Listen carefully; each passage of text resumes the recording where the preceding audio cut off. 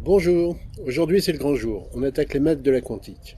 Même pas peur. Non mais sans blague, on va se gêner. Cette vidéo et la suivante vont suivre le cheminement pédagogique de ce cours donné au MIT en 2016. Mais rassurez-vous, comme il s'agit d'un cours destiné à des étudiants qui ont déjà un bagage assez solide en maths et en physique, en ce qui nous concerne, nous irons beaucoup plus doucement et avec beaucoup plus de support visuel.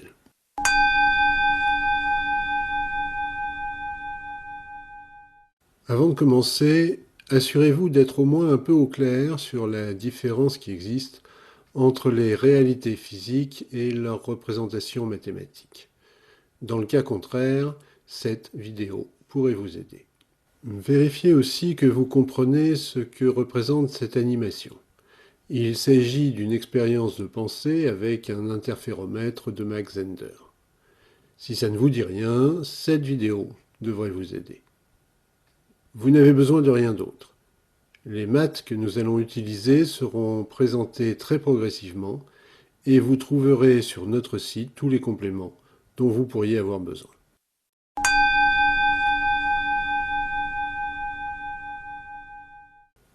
Nous allons repartir de notre expérience précédente avec l'interféromètre de Mach Zehnder, mais pour simplifier nos formules mathématiques, nous allons le faire tourner un petit peu et le regarder de dessus de cette manière.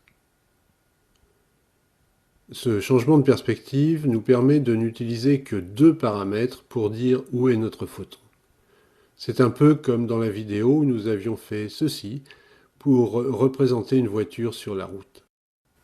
Puisque la distance parcourue par le photon dépend du temps de parcours, le seul paramètre supplémentaire dont on ait besoin pour savoir où il est, c'est la moitié de l'écran dans laquelle il se situe. Il peut être dans la moitié gauche ou dans celle de droite. Ces deux états sont ce qu'on appelle des états bien définis. Notre photon arrive toujours par la gauche. Il y reste jusqu'au premier embranchement. Ensuite, on ne peut plus savoir s'il est à gauche ou à droite. Et ça jusqu'à ce qu'il interagisse avec quelque chose, comme un détecteur. Ici, il est à gauche.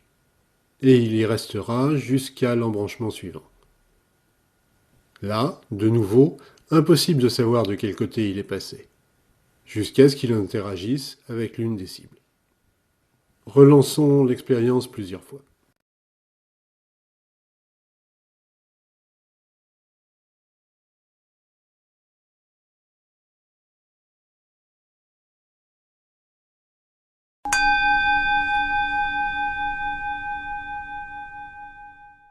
Comme nous l'avons vu dans la vidéo précédente, le phénomène étonnant et typiquement quantique n'apparaît que quand il est impossible de savoir dans quelle moitié de l'expérience le photon se trouve.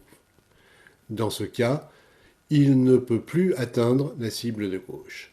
Il termine toujours sa course dans celle de droite. Mais il ne suffit pas que nous, on ne sache pas où est le photon. La nature se fiche totalement de ce que nous savons ou pas. Si on ne le sait pas uniquement parce qu'on a oublié de regarder les détecteurs, ça ne suffira pas pour produire le phénomène étonnant. Le phénomène quantique qui empêche le photon d'arriver sur la cible de gauche ne se produit que dans le cas où le photon n'a pas interagi avec notre environnement de manière détectable. Autrement dit, il ne se produit que lorsque notre univers lui-même n'a aucune information sur le chemin qu'il a pris. Un humain ne pourrait jamais être aussi furtif que ça. Lorsqu'il se déplace, un humain déplace en permanence des quantités énormes de molécules d'air qu'un moucheron, par exemple, pourrait détecter. En revanche, les photons, eux, peuvent parcourir de grandes distances de manière tout à fait furtive, car ils sont très petits, très rapides et très discrets. Et nous avons vu que dans ce genre de cas, nous devons faire comme si la moitié du photon était à gauche et l'autre moitié à droite, bien que nous sachions que les photons ne peuvent jamais se couper en deux. Et nous écrirons son état de cette manière. Cette formule sera utilisée de deux façons différentes. Soit on n'a pas encore branché les détecteurs, et dans ce cas, on voudra deviner ce qu'on obtiendrait en les branchant. La réponse est donnée par la formule. Dans le cas présent, nous avons une chance sur deux de trouver le photon à gauche et une chance sur deux de le trouver à droite. En revanche, une fois qu'il aura été détecté à gauche ou à droite, il y restera. Soit, deuxième possibilité, on ne branche pas les détecteurs. Et dans ce cas, notre photon arrive jusqu'à l'embranchement suivant en restant dans cet état superposé, comme s'il arrivait des deux côtés à la fois. Ce qu'il nous faut maintenant, c'est trouver un moyen d'expliquer mathématiquement pourquoi le chemin vers la cible de gauche devient interdit dans ce cas particulier. C'est ce que nous ferons dans la prochaine vidéo. Mais pour y parvenir, on va d'abord devoir modifier un petit peu notre manière d'écrire les états quantiques.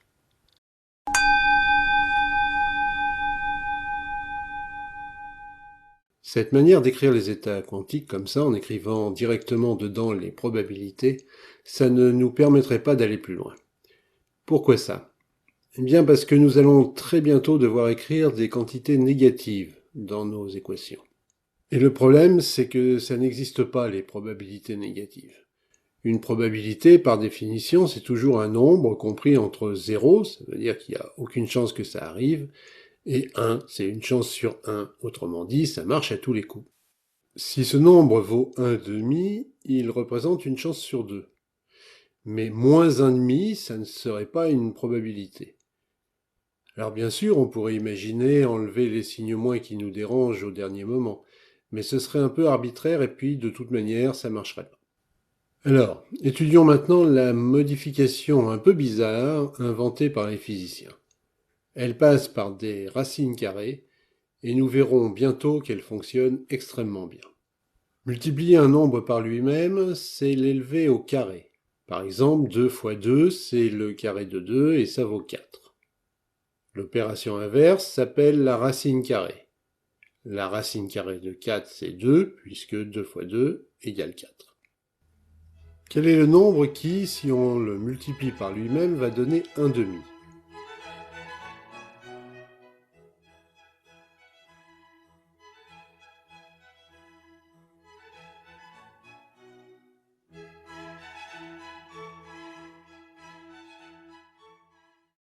Ce nombre vaut à peu près 0,707. Prenez une calculette, si on multiplie 0,707 par 0,707, ça donne presque 0,5, c'est-à-dire 1,5. Pour être parfaitement précis, on va l'écrire tel quel, racine de 1,5, sans chercher à calculer les décimales. Racine de 1,5, c'est pareil que 1 sur racine de 2. Même si vos souvenirs de maths sont un peu lointains, vous pouvez me croire. Et 1 sur racine de 2 multiplié par lui-même, ça donne bien 1,5. Vous pouvez le vérifier avec votre calculatrice. Alors souvenons-nous bien de ce nombre, 1 sur racine de 2, car nous allons le retrouver très souvent par la suite. Et nous allons même l'utiliser dès à présent pour écrire notre état quantique de cette manière. Au lieu d'écrire directement les probabilités, on a écrit leur racine carrée, et on s'est même permis au passage de rajouter un signe moins devant. On appelle ces nombres des amplitudes de probabilité. Ils ne donnent pas directement la probabilité. Pour obtenir la probabilité, il faut les élever au carré, autrement dit, les multiplier par eux-mêmes. Cette manière de faire est bien pratique. En effet, si un paquet d'ondes arrive inversé par l'effet miroir, comme on l'avait vu dans cette vidéo, alors son amplitude de probabilité s'écrira moins 1 sur racine de 2, comme ici. En élevant ce nombre au carré, on obtient 1,5, qui est bien la probabilité de détection à gauche. Et bien sûr, l'amplitude de probabilité de l'autre paquet d'ondes, celui qui n'a pas été inversé par le miroir, donnera elle aussi une chance sur 2 de détection à droite.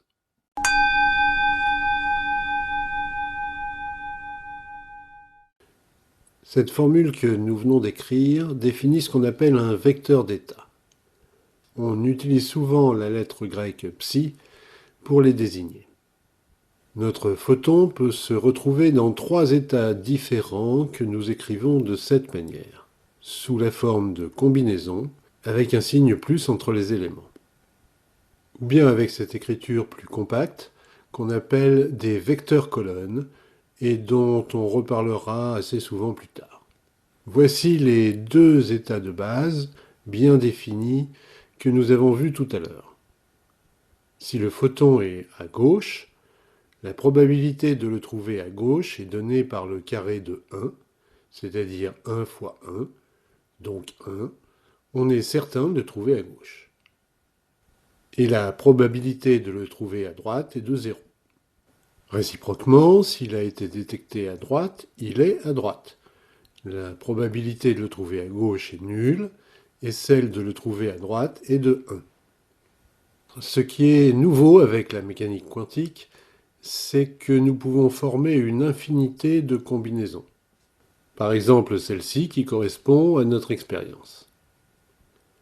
Mais ces états combinés ne sont jamais directement observables. Ils ne contiennent que des amplitudes de probabilité dont le carré donne la probabilité d'obtenir le résultat concerné. Maintenant, pourquoi est-ce qu'on appelle ça des vecteurs ? C'est à cause de la manière dont nous allons les manipuler dans les calculs des prochaines vidéos. Ils se comportent mathématiquement comme les vecteurs que vous avez peut-être appris au lycée et qu'on représente par des flèches. On peut notamment les ajouter, comme ici, et aussi les multiplier par des nombres, comme ici. Mais il faudra quand même les distinguer des vecteurs qu'on a appris au lycée, car ils ont aussi des particularités supplémentaires qu'on étudiera très vite. C'est pourquoi, au lieu de cette notation, qu'on utilise pour les vecteurs ordinaires, on va utiliser cette notation-là, qu'on réservera aux vecteurs d'état.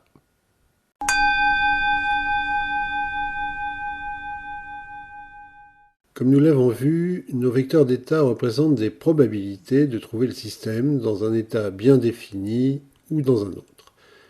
Et ceci rajoute une condition pour nos équations. Si on a une chance sur 2 que le photon soit à gauche, alors il faut qu'il y ait aussi une chance sur 2 qu'il soit ailleurs. Cette équation est valide. Si on avait une chance sur 3 qu'il soit à gauche, alors il faudrait qu'il y ait 2 chances sur 3 qu'il soit ailleurs. Cette équation est valide aussi. En revanche, celle-ci ne le serait pas, car 2 n'est pas une probabilité possible. Toutes les probabilités doivent être comprises entre 0 et 1, et leur somme doit toujours donner 1. On appelle cette condition la normalisation. Nos vecteurs d'état doivent être normalisés, sinon ils ne décriraient pas une situation physique possible. Alors nous verrons plus loin, lorsque nous étudierons des vecteurs d'état un tout petit peu plus complexes, une manière très simple de vérifier tout ça. Mais quoi qu'il en soit, il est maintenant temps de laisser reposer un peu nos neurones. Nous venons de franchir une étape importante. Vous trouverez sur notre site web des compléments ainsi que des liens vers des vidéos de maths en ligne si vous en ressentez le besoin.